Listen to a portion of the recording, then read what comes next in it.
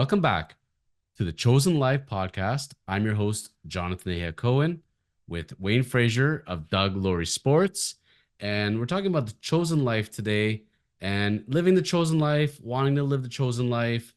And you never know each week where we're going to go with this podcast. And today, Wayne, I want to talk about one of my favorite characters who I believe is living the chosen life. You know, like I lived life as the chosen lawyer. And this gentleman lives under his character and still does. And so I go down to Cooperstown, very recently. I got down to Cooperstown during the winter season when nobody's there. Literally nobody was there, by the way, at Cooperstown during a typical Tuesday in February, let's say, which is awesome. So I take my son Jeremiah, who you can reach at Jeremiah at Direct when you want to pick up a car, by the way. Jeremiah is selling cars at Direct Nissan, so Jeremiah at Direct. So Jeremiah and I are off to Cooperstown. And I tell him while we're here, I want to pick up a piece of memorabilia.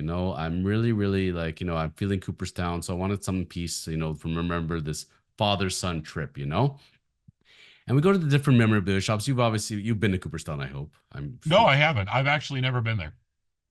I Wayne. the same fashion that I grew up 3 hours south of Chicago, and I've never been to Wrigley Field. I've been to Comiskey Park, but never been to Wrigley. I haven't been to Wrigley either. I've driven by it. I want to go there. I have been to Comiskey, but Wrigley I got to do. But Wayne, I've been already 3 times to Cooperstown. Man, you got to get to Cooperstown. It's pretty freaking awesome. So you get through the actual museum itself and the history of the museum, and depending on who actually owns it and how the system works there, it's pretty freaking interesting. And then it's a whole street of just sports card shops, like literally as far as the eye can see. So I said we're gonna go to hit every single shop, and at some point I want to pick up a piece of memorabilia so we can hang up in our house. So I said, Jeremiah, as we go to the stores, I'm not going to say nothing. You see something you look interesting on the walls, you get back to me.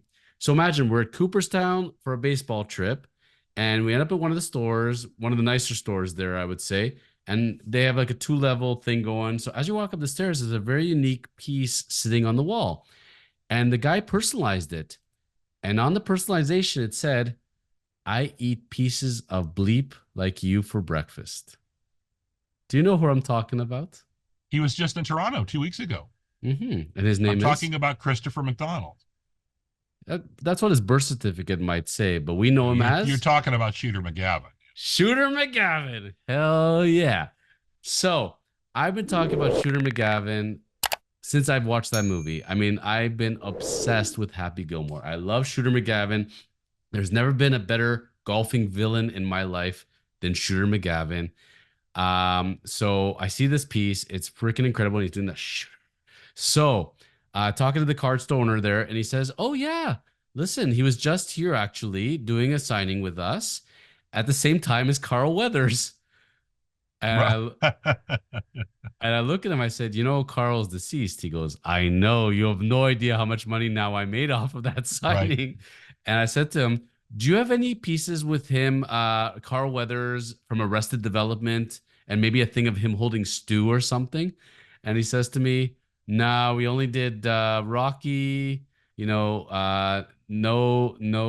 Arrested Development." No pieces of him as Chubbs, believe it or not. I'm like, wow, okay, because I know him as Chubbs and I know him as the guy, who loves stews. But Carl Weathers was there and Christopher McDonald is there. But apparently, when he comes into autograph signings, he comes in as Shooter McGavin and he stays in character the whole time. Have you met Christopher McDonald? I have not. I've had two occasions. It's weird that you chose to bring this up because I have a very Christopher McDonald related story here but so he was just at the Toronto Expo in April, and apparently did very well. Unfortunately, or fortunately for me, I'm too busy during the shows to get down there. But he did a signing and did photo ops and stuff like that. He does not do that inscription any longer. I eat pieces of like that. He doesn't do the inscription any longer unless it's for something very special. He gave, like, I was actually at the thing. He's not doing it at the show, right? He will not sign that.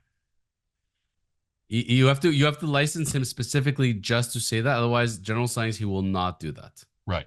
Yeah. So, no, I haven't had the chance to meet him. However, probably 12, 13 years ago, maybe, I was flipping around on, I don't know even how I found this.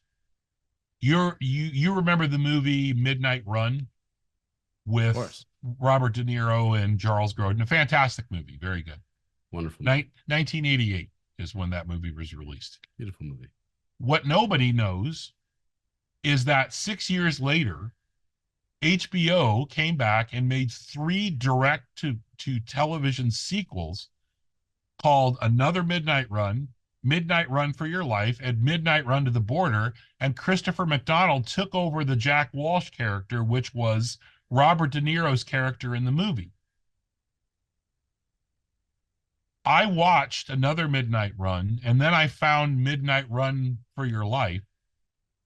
They're not great movies. Christopher McDonald would tell you they're not great movies, but they're okay. And he's actually, I like him in the movies. He's fun. And they actually have there are not any other really bigger stars. Not that Christopher McDonald was a massive star in 1994, but those movies are out there. And I tweeted at the time, I just found Christopher McDonald playing Jack Walsh in these movies, and I had no idea they existed. And within 10 minutes, McDonald tweeted back at me, "How the hell did you find those pieces of crap? No, nobody even knows they exist. Everybody knows me as Shooter McGavin." Right? And so I traded tweets with him a couple of times. I follow him. He's a great follow on Twitter. Like, I don't know if you saw immediately when the Scotty Scheffler stuff happened, he was all over that. I mean, just unbelievable. And he does great spots in commercials and everything else as McGavin. Um, I just I really like the guy. He's an interesting guy. He's been married to the same woman for a very long time. Um, and he seems to be very personable, you know. So yeah, I'm a big fan, and I'm hoping he was at the Niagara Falls Comic Con a couple of years ago, I believe, and I couldn't make it down for that. He was at the show here. I couldn't make it for that. I am really hoping he comes to Niagara Falls again because I will make the trip down for the photo op. But like I said at the time, I was not planning on getting anything signed by Shooter McGavin. I was looking for something of him as Jack Walsh. You know, nobody ever talks about him being the jerk in Thelma and Louise either, but he was great in that movie, right? And that's, I mean, he got typecast as the jerk, as an a-hole. But yeah, I mean, and now that they're remaking and they're doing the sequel to Happy Gilmore, which I'm really interested to see, you know, and him tweeting out the picture of Adam Sandler walking down the street looking like a clown with his baggy shorts and everything, and no way I'm losing to this guy again. I mean, like, he's just leaning into it. He just leans into it. It's nice to see so many people are resentful. You talk to somebody who's a one-hit wonder, let's say, or only had a couple of Malcolm hits, in the and Middle? they get so sick of, I've never seen that show. Never seen that show. You're not missing much. No. Please watch. But they seem to be so resentful that, I could have been somebody bigger if it hadn't been for this. And I'm like, or you could have been nobody. So it's nice to see somebody that appreciates that, hey, this is a gift that was given to me. It was an incredible role, and now I'm going to milk it for all it's worth later on in my life, right? So Listen, if I'm Aerosmith and I got to play Dream On every day for the rest of my life, I'm Guns N' Roses, I got to play November Rain for the rest of my life, I'm happily playing it and counting my millions and laughing at the world. And that is what Shooter McGavin is doing. And so I have the script in my head ready. Adam Sandler, call me where I'm seeing this going, Wayne. And I saw this way before this was announced, okay? So I would have called the movie Shooter. I wouldn't have called it Happy Gilmore 2. And I would have done it purely from the shooter point of view. Show, going back and forth, showing the ending of what happened to Happy Gilmore. Go to glimpses of what his life was like as Shooter growing up, and the pressure his parents put on him and all this. He was always, going to be the greatest athlete and greatest golfer. And he kind of wakes up in somebody's basement. He's renting someone's basement. He has a pizza box in there. And his life after the fallout and how Happy Gilmore took everything from him. and he watches the whole time on TV. And Happy Gilmore's winning tournaments. He's the most famous person, and he sets out his life to sabotage Happy Gilmore. And of course, he does. And Shooter gets back on top, and he's got a protege son now who's coming with him as well. And Shooter Jr. And just as he's about to reach the top, Happy Gilmore does it to him again. There's so many ways you could take Happy Gilmore 2 and make this go. It's got to be shooter centric for sure. And you can't just be a bit character in it. Like, I think he's got to be the focus now. I think we got to steer in that direction because, man, he's so involved with his character, like you said. And everybody loves Shooter McGavin. People still wear Shooter McGavin t-shirts. Shooter. So like, let's do it up, man. And I'm telling you, this movie does well. I'm gonna be there opening night guaranteed. And I'm telling you right now, there's gonna be a freaking Happy Gilmore 3. Good on Adam Sandler finally to redo one of his movies because he has some of these great one-off movies. And you look back at it, the Zohan, like why did they not make sequels on this stuff? Like Right. Adam Sandler, let's do it. So I'm pleasantly surprised. Like they were never made a Ferris Bueller Day Off 2. They made the TV show, which let's please never talk about that because that was not Matthew Broderick, obviously. I think it was Matthew Perry, if I'm not mistaken. But regardless, Happy Gilmore 2, I'm all for it. No matter how bad it is, it's going to be good. And we're going back to our roots. And I think fans are overjoyed with this. I'm I'm curious to see what direction they take the story in because who wants to see Happy Gilmore in his 50s? Like but I mean, like you have to figure he's going to be a wreck, like a mess, right?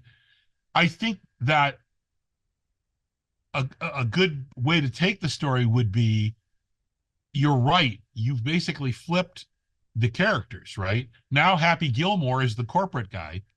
And I think that's what you do is you say, okay, well, now Happy Gilmore is that very straight arrow.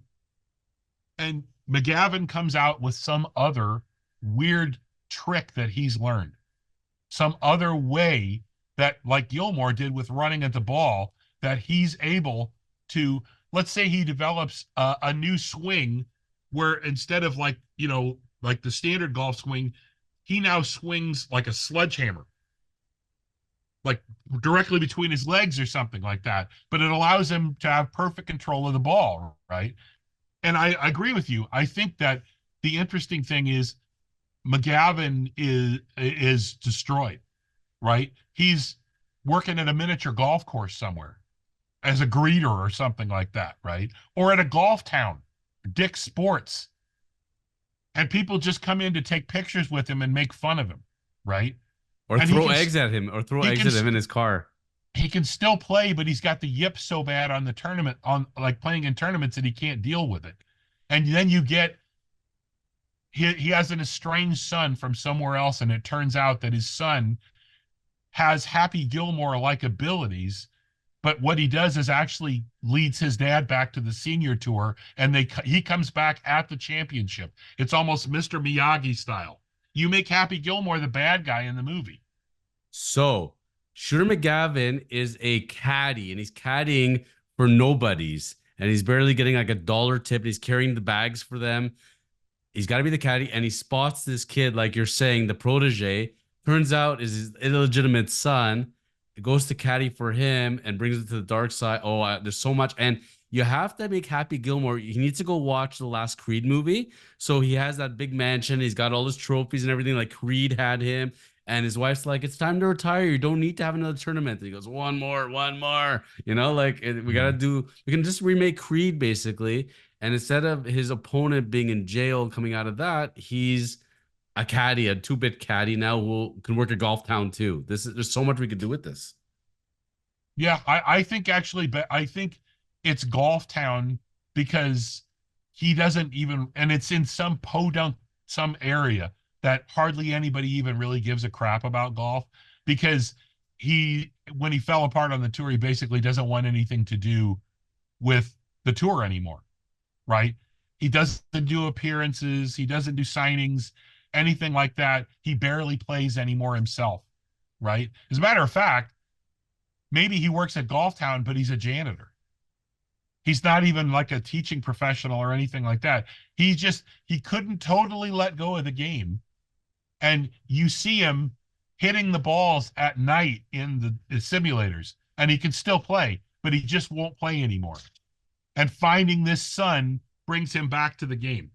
But as he's janitoring at Golf Town, they have a special appearance. One time, Happy Gilmore comes for a public signing.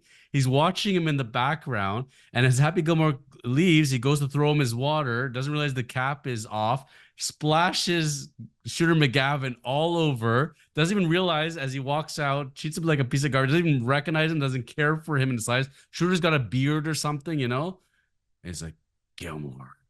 And boom, yes, yes, yes, yes. There we just That's wrote the script. actually that's actually the first scene of the movie. There we go. There's the first scene of the movie is Gilmore at Golf Town or whatever it is, or some course or something like that, right? And when he's done, he tosses the water or the soda or whatever at and establishes Gilmore as the bad guy in the movie. And he hits, and you don't know at that point, you don't even know it's Shooter McGavin until he talks. And And under his breath, the first spoken words of the movie are, son of a bitch, I eat pieces of shit like you for breakfast. That's the and perfect opening to that movie. and then they do the rewind, show the Shooter Yes. McGavin and how his parents put so much pressure on him and how he grew up like that. And then you see him in his down and out basement, and maybe they evicted him out of there. He has nowhere to live. He has like two bags of garbage bags of stuff, and he's nowhere to go. And yeah, you see the human side of Shooter McGavin, but the movie has to end with Happy Gilmore remembering his roots and Chubbs and becoming the good guy again, and Shooter becoming the jerk again because that's who he is.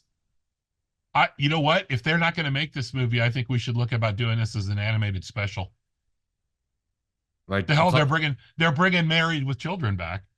and maybe we can bring Mike Tyson on it too. Like he does love, like, apparently he loves doing cartoons as well. So we could do that. Maybe we can call up Jake Paul. But look, this is how you create movies, folks. Like literally, we did not practice this at all, and we wrote you a winning script for Happy Gilmore 2. So Wayne, I bet you they're watching right now and they're taking notes as they're going along.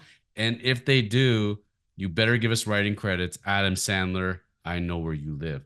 So um let's see where it goes. But it is gonna happen. The movie has to happen. It is gonna happen. And look, Shooter's been waiting for this his whole life. And you know, he's done very well. He does well doing cameos and coming to conventions. And you know what? The man was patient enough, and it's rewarded him. So good on Christopher McDonald and Shooter McGavin. And I buy that piece of memorabilia, and then I find out literally the next day that it's getting announced. Wayne, it's karma. I put it out there. If Well, somebody, I'm very much looking forward to see the movie myself, 100%. And like I said, I hope it's not just a rehash. It's like, oh, we're going to do the same things we did in the first movie. I think no, there's a chance to really do something interesting here, right? And I hope that's the way they go. oh lordy, if they do a remake of the exact one with different younger characters, no, no, no, no, we have to go do this the proper route. As we're into this episode, I gotta ask you: have you ever come across Shooter McGavin memorabilia, Adam Sandler, anything in that kind of genre? Just curious. I know you talked about last week about how you got 9 truckloads worth of various hockey, baseball equipment, Lambeau Field stuff. Any interesting Adam Sandler, Shooter McGavin stuff ever come across your way? I've had a couple of Adam Sandler autographs. I think one from Mr. Deeds, and I think one from Billy Madison. I've never had any props or anything like that, and I've never actually seen any props. And that's another thing, is that I would be really interested, depending on where they film the movie, in getting some of the wardrobe from the movie. Like I have wardrobe pieces from Justin Timberlake and the sorts of things like that, right? That's always an interesting thing to try to get in. I don't know if you remember the movie Goon, Yeah, yeah. right? With what's that guy's name? He was uh, Doug Glatt in the movie, but I can never remember the actor's name. You've already But remembered more than me, buddy. the second one was actually filmed here in Barrie. Yet most of it was at the arena here in Barrie, and yet I could not get in to get any of the hockey jerseys or anything. It drove me crazy. They already had deals in place for everything. So, I mean, the problem with Hollywood memorabilia is, unless you're getting it directly yourself, there's so much fake stuff out there. It's just unreal. You've really got to deal with a reputable company to be able to know that you got the stuff done. When Fan Expo comes to Toronto, you can go down and get stuff done yourself or through those companies. Frozen Pond in Toronto books a lot of the autograph guests for those things. Dealing with prop companies and things like that. But there's a lot of fake stuff out there, especially for the bigger names. You've really, really got to be careful.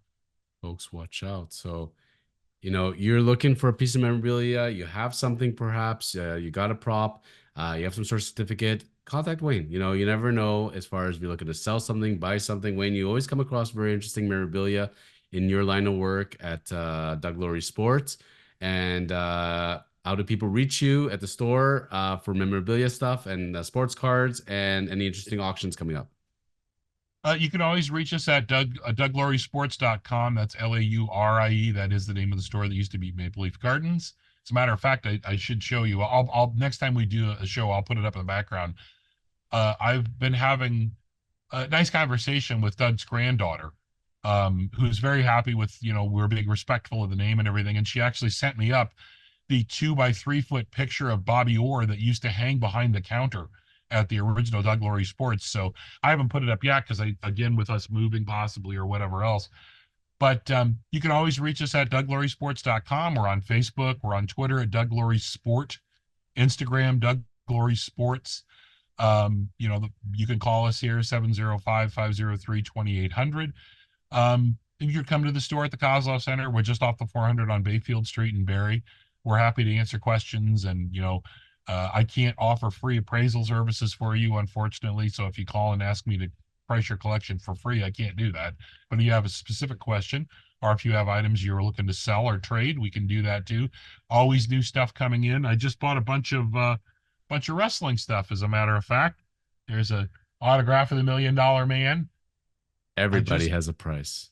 Yes, exactly. And got one more to share there. Stinger. A Got a couple of WWE Sting card. Wow. Yeah, I That's got a pretty cool. couple of Sting autographs. I got some Mandy Rose stuff and Becky Lynch and Liv Morgan and then AJ Styles and all sorts of things, right? So, yeah, all kinds of neat stuff coming through all the time. You never know. So reach Oh, and out the to next shows here in the mall are June 13th and 14th and July 12th and 13th. Here, I'll hold the flyer up for there's the flyer. anybody who wants to pause and see. But for those shows, they're out here in the hallway of the Kozlov Center on the Friday and Saturday, and we have generally about 50 tables of guys, so a pretty good size show. As you do your drive up to the cottage, folks, stop off at 400, say hi to Wayne, grab a coffee, and buy some memorabilia. So it's pretty freaking neat. Yeah, we actually, if you're on your way here and you're looking to stop, we actually have a nice little convenience store at the center court area with excellent coffee. Good place to grab a coffee and come in and grab a box of cards for the trip. Nothing beats convenience store coffee with some memorabilia. That's the recipe for success, in my opinion. So stay tuned, folks. When we're going to see Happy Gilmore 2, it is going to happen. We're really excited. And we'll see y'all real back soon on the Chosen Life podcast.